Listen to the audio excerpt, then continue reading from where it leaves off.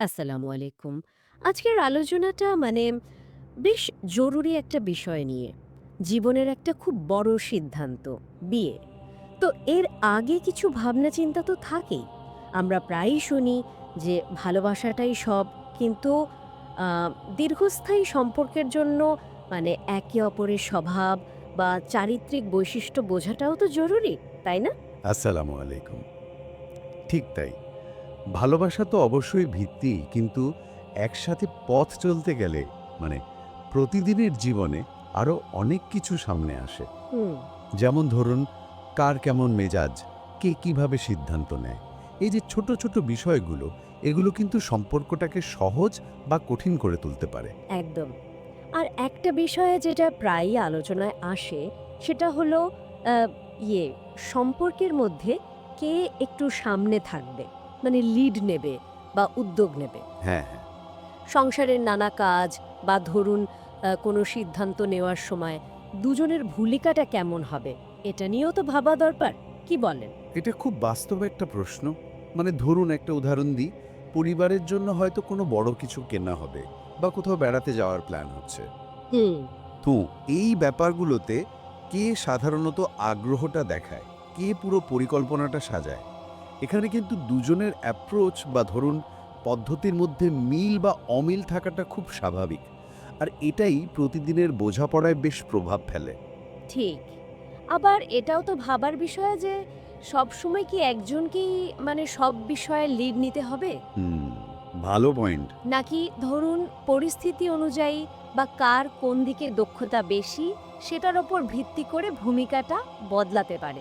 আমার মনে হয় সম্পর্কের মধ্যে এই নমনীয়তা বা ফ্লেক্সিবিলিটি থাকাটাও জরুরি। অবশ্যই, অবশ্যই। এটাই তো আসলে পার্টনারের ব্যক্তিত্বকে গভীরভাবে বোঝা। কে কোন বিষয়ে ভালো সেটাকে সম্মান করা। হ্যাঁ। হয়তো একজন টাকা-পয়সার হিসাব ভালো বোঝেন, অন্যজন হয়তো সামাজিক মেলামেশায় বেশি পটু। তো সেখানে ভূমিকাটা ভাগ হয়ে যেতেই পারে। আবার ধরুন মতের অমিল হলে বা ছোটখাটো ঝগড়া হলে কে কিভাবে সামলায়? ঠিক। এটাও খুব গুরুত্বপূর্ণ। একজন কি সহজেই একটু নরম হন, নাকি অন্যজন নিজের পয়েন্টে বেশিক্ষণ স্থির থাকতে চান? এই প্যাটার্নগুলো মানে যদি একেবারে উল্টো হয় দুজনের, তাহলে তো সমস্যা হতে পারে। হ্যাঁ, ভুল বোঝাবুঝির সম্ভাবনা বেড়ে যায়। তাই আগে থেকে একটা ধারণা থাকলে মানে ভালো আর কি। তার আসল কথাটা দাঁড়াচ্ছে যে বিয়ের আগে নিজের এবং যার সাথে জীবন কাটানোর কথা ভাবা হচ্ছে তার বর্তমান স্বভাব, তার বৈশিষ্ট্যগুলো নিয়ে একটা স্বচ্ছ ধারণা তৈরি করা দরকার। একদম। শুধু ভালো লাগার দিকগুলোই না। না, না, শুধু ভালো লাগা না, যে দিকগুলো হয়তো একটু চ্যালেঞ্জিং হতে পারে সেগুলোও জানা দরকার। অনেক সময় দেখি না, বিয়ের আগে যেগুলোকে ছোটখাটো অভ্যাস মনে হয়। হ্যাঁ, সেগুলোই পরে বড় হয়ে দাঁড়ায়। ঠিক। আর এই বোঝাটা কিন্তু শুধু সঙ্গীর জন্যে না, নিজের জন্য। আমার নিজের আসলে কি চাই? আমি নিজে কোন বিষয়গুলোতে একটু মানিয়ে নিতে পারবো, আর কোনগুলো আমার জন্য সত্যিই কঠিন। এই যে আত্মসচেতনতা, হুম।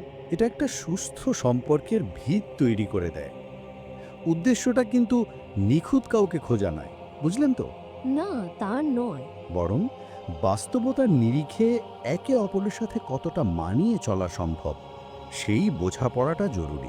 তাহলে আলোচনার সারমর্ম যদি করি সেটা হলো বিয়ের মতো একটা দীর্ঘস্থায়ী সম্পর্কের পথে এগোনোর আগে বাহ্যিক আকর্ষণের ঊর্ধ্বে গিয়ে নিজের এবং সম্ভাব্য সঙ্গীর মূল কিছু চারিত্রিক বৈশিষ্ট্য, স্বভাব, জীবনের প্রতি দৃষ্টিভঙ্গি, এই বিষয়গুলো নিয়ে একটু থামা, একটু ঠান্ডা মাথায় ভাবা, এটা খুবই দরকারি। হ্যাঁ, এতে ভবিষ্যৎ পথ চলাটা অনেক সহজ হতে পারে।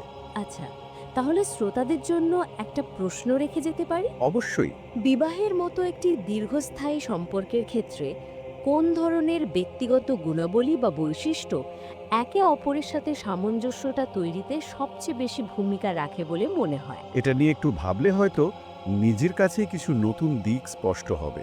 আমাদের আজকের আলোচনা যদি আপনাদের ভাবনার খোরাক জুগিয়ে থাকে বা মনে হয় কাজে লেগেছে, তাহলে আমাদের সাবস্ক্রাইব করার অনুরোধ রইল। আমরা চেষ্টা করব ভবিষ্যতেও এরকম জীবন ঘনিষ্ঠ নানা বিষয় নিয়ে সহজ ভাষায় আলোচনা করতে। সবাই ভালো থাকবেন। আসসালামু আলাইকুম। আসসালামু আলাইকুম।